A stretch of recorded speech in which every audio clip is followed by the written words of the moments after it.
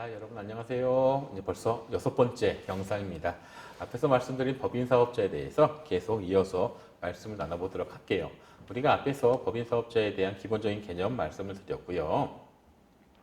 말 그대로 법인사업자는 법적으로 하나의 개체를 만들어내는 것이다 라고 말씀을 드렸어요. 그리고 법인사업자의 종류인 유한, 한명, 합자회사에 대한 내용도 잠깐 말씀을 드렸고요. 오늘은 법인사업자의 꽃이라고 할 수 있는 우리가 보통 통상적으로 얘기하는 주식회사에 대해서 한번 살펴보도록 하겠습니다. 자, 주식회사입니다. 화면 보시면 아시겠죠? 자, 주식회사라는 건 우리가 통상적으로 얘기하는 사기업 가운데 가장 발달한 기업 형태를 우리가 주식회사라고 할 수 있습니다. 주식회사라고 할 수 있고요.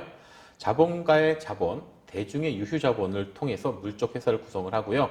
자본주의 경제발전이 되면 될수록 지배적인 기업 형태를 우리가 주식회사다라고 이야기를 할 수 있습니다. 일단은 사기업이라는 건 사적인 기업이죠. 반대의 개념인 공기업이 있겠고요. 공기업 같은 경우에는 뭘까요? 그렇죠. 공공기관. 쉽게 얘기하면 공공기관이 있고요. 공공기관으로 대표할 수 있는 정부기관에서 자본금을 댄 그런 기업들이 있고요. 이 공기업은 목적이 돈을 버는 것이 아니라 공적 서비스 혹은 이런 그런 서비스를 위해서 나온 기업들이 공기업이 되겠고요. 사실은 공기업에 대한 이제 요즘에는 우리 경제 상황이 좋지가 않다 보니 공기업에 대한 그런 수요라고 해야 되나 인기가 굉장히 많죠. 예전엔 사실은 대기업이 들어가는 게 꿈이었는데 물론 지금도 대기업에 대한 욕심이 있긴 하지만 정년이 보장되는 그런 공기업에 대한 약간 얘기가 좀 옆으로 세긴 했지만 공기업에 대한 그런 인기도 많이 올라가고 있습니다. 일단은 주식회사라는 것은 회사라는 것을 운영을 하기 위해서는 돈이 필요하잖아요. 그렇기 때문에 자본가의 자본도 필요할 거고요. 대중적으로 우리가 주식하시는 분들 있잖아요. 그렇게 대중의 유휴자본을 통해서 물적인 회사를 구성을 한다라는 거고요. 자본주의라는 우리 자본주의 경제하에서 자본주의가 발전이 되면 될수록 그 자본주의를 지배할 수 있는 그런 그 기업의 형태를 우리가 주식회사다라고 이야기를 할 수가 있겠죠. 자, 그럼 이번에 이제 주식회사의 특징에 대해서 한번 살펴보면요. 주식회사는 출자액을 한도로 하는 유한 책임을 지게 되어 있습니다. 이 출자액이라는 것은 자본금에 대한 출자를 할 때 들어가는 비용을 얘기하는데요. 제가 앞에서도 언급한 것처럼 우리가 예를 들어서 예를 들어 저희 이제 법인을 예를 들어서 우리가 희망공작단이라는 그런 법인을 하나 만듭시다라고 해서 만들어서 이걸 가지고 주식회사를 만들기로 했어요. 그렇다라고 하면 우리가 처음에 출자액을 통해서 이제 자본금을 마련을 해야 되는데 자본금을 우리가 1,000만 원으로 시작을 하자. 좋다. 1,000만 원으로 시작을 하자. 그럼 몇 명이서? 10명이서 합시다. 그럼 10명이서 똑같이 100만 원씩 10명이 낼 수도 있고요. 아니면은 누가 조금 더 낼 수도 있고요. 물론 그 비율에 따라서 약간은 자기가 가지고 가는 그런 퍼센테이지가 더 많아지겠죠. 그런 이제 출자액을 한도로 하는 자기가 책임을 지게 된다라는 부분이고요. 왜냐하면 자본금이라는 것은 내가 실질적으로 투자를 한 돈이기 때문에 나중에 그걸 무조건 가져가야 된다는 건 아닙니다. 그렇게 보시면 될 것 같고요. 말 그대로 주식은 균등입니다. 등액균등. 다시 한번 말씀드릴게요. 주식은 등액균등인데 이 액수가 똑같다는 얘기예요. 쉽게 얘기하면 한 주당 금액이 똑같다는 얘기죠. 저희가 예를 들어서 우리는 처음에 법인을 설립을 하고 주식회사를 설립을 할 때 한 주당 금액을 100원으로 할 겁니다. 라고 하면 이거는 무조건 한 주당 100원이에요. 1,000원이 있다라고 하면 100원짜리를 10개 가지고 있으면 된다는 개념이죠. 그렇게 등액균등이다라는 거고요.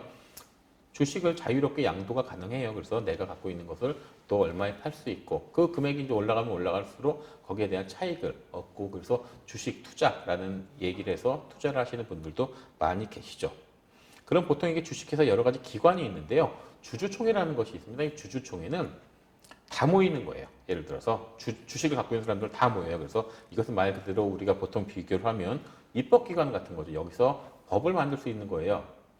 우리 주식회사, 우리 회사에서 진행할 수 있는 그런 룰을 만들 수 있는 게 주주총회고 주주총회에서 예를 들어서 대표이사를 어떻게 해임을 시킨다든가 큰 문제가 있을 때 해임을 시킬 수도 있고요. 새로 임명을 할 수도 있고요. 혹은 재신임을 해줄 수도 있고 이런 하여튼 입법기관에 해당하는 것이 주주총회다.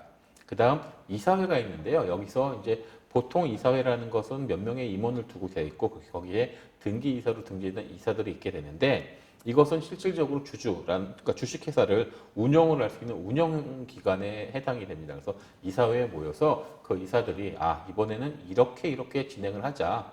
이렇게 하는 것이 효과적이겠다라는 게 서로 간에 결정을 할 수가 있겠죠. 그런 것을 그러니까 이사회에서 통과가 된다, 안 된다라는 내용들이 나오잖아요. 그래서 그것을 운영기관에 해당하는 이사회가 있고요.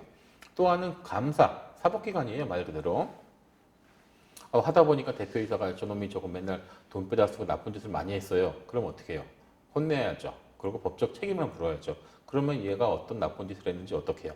감사를 통해서 하나하나 파헤쳐 나가는 겁니다. 그래서 이거는 돈이 샜네. 얘가 뒷구멍으로 얼마를 해먹었구나. 이런 것들을 밝혀내야 되겠죠. 그런 것들을 이제 해주는 그런 기관, 사법기관에 해당하는 것이 감사가 있다라는 부분으로 봐서 주식회사는 이렇게 주주총회, 이사회, 감사 이렇게 세 가지 기관으로 돌아가고 있다라는 부분이 될 겁니다. 자, 그러면 이번에는 이제 주식회사의 성격에 대해서 한번 이렇게 화면 보시면서 이제 한번 같이 말씀 나누겠습니다. 자, 이 주식회사는 앞에서도 말씀드린 것처럼 구성원과 별개의 존재인 자본체예요. 그러니까 쉽게 얘기하면 우리처럼 이렇게 인격체가 아니라 하나의 자본으로 만들어진 사람이다라고 보시면 되겠고요.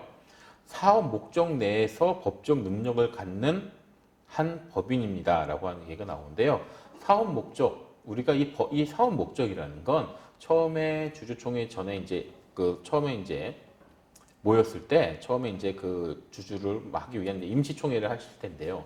그렇게 모여서 발기인 총회를 할 거예요. 발기인 총회를 하면서 우리가 이제 앞으로 어떤 일을 통해서 어떤 법인을 만들어요라고 해서 서로 간에 의견을 조율하면서 거기에서 정하는 사업 목적이 있습니다. 예를 들어서 예를 들어서 저희 이제 그 희망공작단 같은 경우에는 이 내용은 여러분이 나중에 등기소에서 등기부등본을 온라인으로도 발급받을 수 있으시니까요. 발급을 받아 보시면 거기에 정확하게 명시가 되어 있어요. 그래서 예를 들어서 저희 같은 경우에 희망공작단 같은 경우에는 교육 서비스업, 사업 자문 및 경영 컨설팅, 정보통신 서비스업, 전자상거래, 통신 서비스업, 창작 예술 및 여가 관련 서비스업하고 소프트웨어 개발, 도매, 소매, 전자상거래, 앞에서도 말씀드렸죠. 주택관리, 도시재생사업, 디지털 콘텐츠 제작 및 유통업, 이런 것들이 들어있는데요. 처음에 법인을 구성을 하실 때 이 목적을 가능하면 많이 넣으시는 게 좋아요. 왜냐하면 앞으로 해야 될 부분들이 생각지도 않은 사업에 진출한다라고 하면 다시 정관을 개정을 해서 등기를 내고 또 사업자 추가를 하셔야 되는 부분들이 있습니다. 그래서 그런 부분들도 좀 염두에 두셔서 처음에 우리가 앞으로 어떤 사업을 할 것이고 지금 당장 하는 것뿐만 아니라 앞으로 쭉쭉쭉쭉 이렇게 단계별로 발전해 나갈 거잖아요. 그래서 저 발전해 나갔을 때는 또 우리가 어떤 일을 할 것인가라는 너무 보셔야 되기 때문에 그런 부분까지 조금 생각을 하시고 목적을 추가하시는 것도 나쁘지 않을 거예요. 자, 그 다음에 자본은 주식 형태로 구성원의 출자에 의해서 형성이 됩니다. 앞에서 말씀드린 것처럼 우리는 주당 가격을 100원으로 할게요. 그 대신 우리가 100만 원짜리 법인을 만들 테니까 혹은 1000만 원짜리 법인을 만들고 싶으니 거기에 대해서 자기들이 이제 나는 어느 정도를 투자를 하겠다, 어느 정도 주식을 갖고 있겠다라는 것들을 이제 이야기하는 부분이 되겠고요. 주식은 마음대로 사고 팔 수가 있습니다. 그래서 물론 이제 주식에 따라서 그 권리를 갖게 되겠죠. 그래서 무조건 주식회사에서 50% 이상 51%를 갖고 있는 것들이 굉장히 중요합니다. 예전에 혹시 제 나이 또래가 되신 분들은 아실 텐데 그 넘버 3 나왔던 영화 있죠. 그 한석규 씨가 나온 영화인데 그 영화에서 한석규 씨가 나를 몇 프로 믿냐라는 이야기를 하는데 거기서 얘기가 나와요.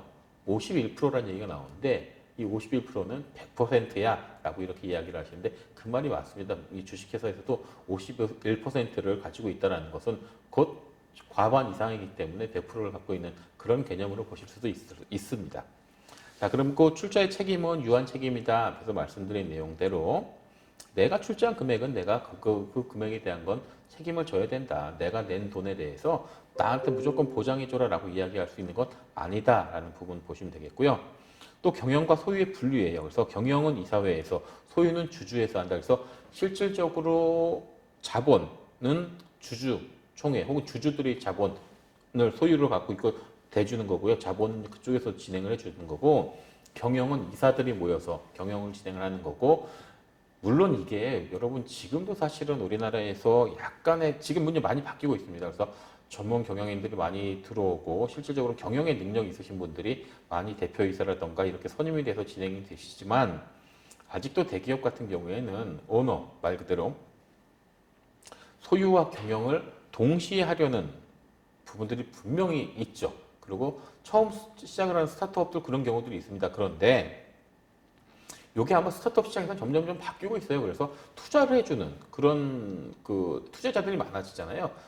여러분 좀 아셔야 될 게 이 투자자들 투자를 해줄 때 돈을 그냥 투자를 해주는 게 아니에요. 투자를 하면서 거기에 대한 지분을 가져가게 됩니다. 이 사람들이 뭐 그냥 돈 주는 건 아니기 때문에요. 그러니까 그런 부분을 보시면 돼요. 그래서 내가 나중에 전문적으로 경영할 수 있는 능력이 됐다라고 하면 내 사업 아이템 가지고 이제 경영을 해나가는 그런 수준인데 뭐 이건 좀 뒤에서도 이제 제가 계속 이제 언급을 해드릴 내용이지만 제가 이제 젊은 이제 스타트업 하는 친구들 만나 보면 이 사업 아이템에 대한 아이템들은 굉장히 좋아요. 굉장히 좋은 신선한 부분들이 많습니다. 그런데 이 아이템이 좋다라고 해서 비즈니스 모델화 했을 때 꼭 성공할 수 있다라는 건 아니에요. 굉장한 모험이 필요하죠. 또 하나 비즈니스 모델이 그렇다고 해서 돈이 없으면 사실 성공하기가 쉽지 않습니다. 아마 여러분 지금 진행하시는 여기 여러분들 보시면 아시겠지만 지금 우리가 보는 뭐 유니콘 기업이라고 할 수 있는 그런 여러 가지 스타트업들의 아이디어도 물론 좋지만 뒤에서 자본이 서포트를 해주기 때문에 버티는 기업들도 굉장히 많이 있거든요. 그러니까 그런 부분도 좀 고민을 해봐야 돼서 이제는 우리나라도 이제는 경영과 소유의 분리가 이제 많이 진행이 되고 있는 부분입니다. 그리고 그런 부분에 대해서 여러분도 많이 좀 고민을 하시고 힘을 좀 실어 주셔야 되는 그런 상황인 거죠. 자, 그러면 이제 법인의 설립 절차에 대해서 한번 보도록 할게요. 이제 화면 보시는 바와 같이 이렇게 쭉 나열이 돼 있는데 처음에는 이제 설립 의사 결정을 하죠. 우리가 이제 법인을 설립을 할 거냐 해서 설립 의사 결정을 한 다음 자본 및 조직을 구성을 하고요. 뭐 장고 증명을 발급받아요. 왜냐하면 거기에 이제 법인에 대한 자본금이 있어야 되니까요. 그다음 법인 등록 면허세를 납부하고 법인 설립 등록을 하고요. 사업자 등록 신청을 하고 그다음 사대보험 신고를 한다. 이러면 법인이 설립이 되는 그런 순서가 될 거예요. 그래서 이런 순서대로 이제 진행을 하면 된다라는 부분인데 자, 다음에 보시는 것과 같이 이 법인 사업자를 설립을 하는 것도 앞에서 말씀드린 개인 사업자와 마찬가지로 온오프라인에서 둘 다 가능합니다. 굉장히 편해졌습니다. 예전에 제가 창업을 할 때면 해도 무조건 이제 직접 가서 해야 되는 부분들이 많았는데 이제는 온라인으로도 가능해요. 그래서 온라인 법인 설립 시스템이라는 스타트비즈 go.kr이라는 사이트가 있어요. 그래서 여기서 아까 말씀드린 것처럼 법인 사업자는 먼저 법인을 만들어야 되잖아요. 그래서 여기서 만들 수 있는 게 법인이에요. 그래서 회원 가입을 하시고 법인 설립 신청을 하시면 돼요. 그리고 또 이제 쭉 이제 일련의 과정에 따라서 쭉 진행을 하시면 되는데 여기에서는 이 사이트에 가시면은 온라인 법인 설립 시스템 매뉴얼을 다운받으실 수가 있거든요. 그 다운받아 보시면은 이 매뉴얼이 구성이 참 잘 되어 있어요. 그래서 그 순서대로 진행을 해주시면 되는데 여기에 가입을 하시려면 반드시 공인인증서하고 기존의 법인 인감하고 자본금 납입 통장 같은 거는 미리 준비를 해 두셔야 됩니다. 이 스캔본이 들어가야 되는 부분들이 있고요. 법인 인감을 하실 때는 법인 인감을 준비하실 때는 법인의 이름을 아셔야 되잖아요. 그럼 이 법인의 이름 같은 경우는 미리 검색을 좀 하시면 될 거예요. 그래서 대법원 인터넷 사이트에 들어가셔서요. 거기서 법인 검색을 하는 부분이 있어요. 그래서 보시면은 가능하면 법인 이름은 기존에 있는 법인 이름하고 통일되면 그러니까 똑같은 동일한 이름을 쓰시면 안 됩니다. 그래서 거기에 없는 이름을 좀 써보시면 되겠죠. 검색을 해서 진행을 하시면 되고 요 일련의 과정대로 쫓아가시면 크게 어려움은 없으시고요. 이렇게 하시면 비용이 굉장히 많이 줄어듭니다. 그것도 한번 이점으로 한번 생각을 해보시면 될 것 같아요. 그 내용을 이제 제가 한번 정리를 해놨는데 한번 보시면요. 일단 보통 법인 설립을 할 때 보면은 이 법무사에 대행을 하는 경우들이 있는데요. 시간적으로 봐도 재택 창업이 훨씬 더 빠르고요. 그리고 뭐 비용적으로 봐도 법인 설립 대행을 하는 경우에는 보통 130에서 150 정도는 생각을 해야 돼요. 이거는 자본금이 아니라 들어가는 비용입니다.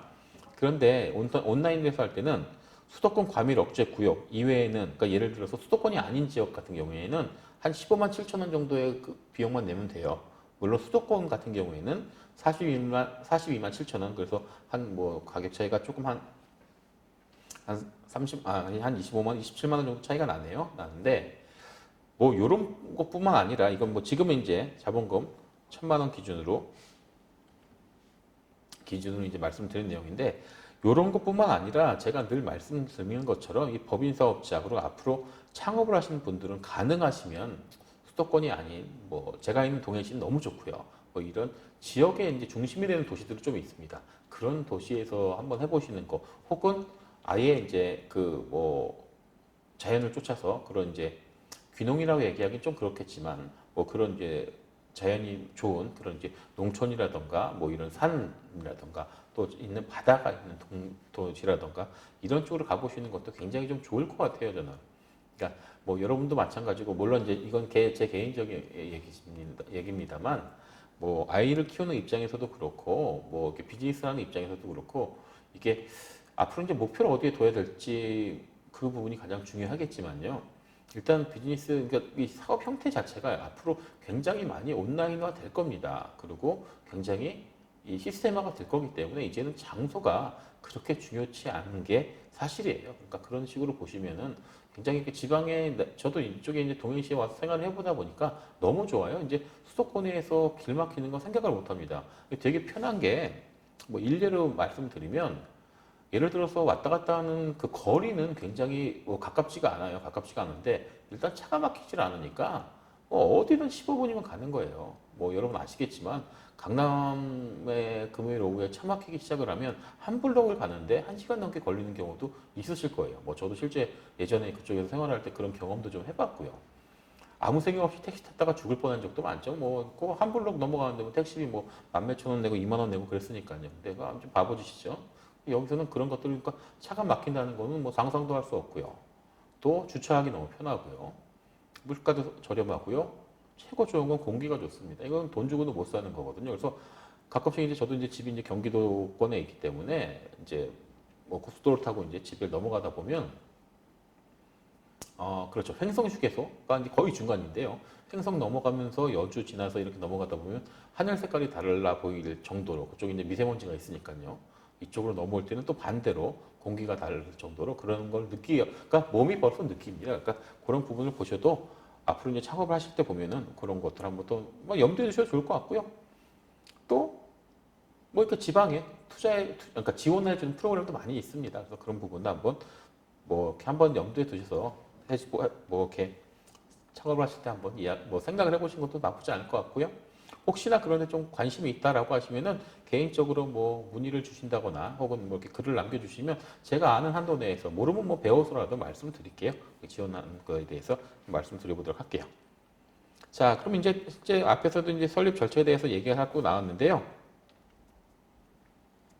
뭐 같은 내용이 되겠죠. 뭐 앞에서 뭐 나왔던 내용 한 번 더 설명을 드리면 뭐 설립 의사 결정을 해서 자본 및 조직 구성하고요. 잔고 증명. 이것은 잔고 증명은 주금 납입 증명이라고 해서 실질적으로 하나의 그러니까 처음에는 뭐 그 대표이사의 개념은 좀 뭐하고 발기인 대표의 그 통장에 각자가 생각을 하는 그런 주금이라는 게 일단은 자본금입니다. 자본금을 납입을 하면 거기 이제 그 증명서가 나오겠죠. 이제 잔고 증명이 나오겠죠.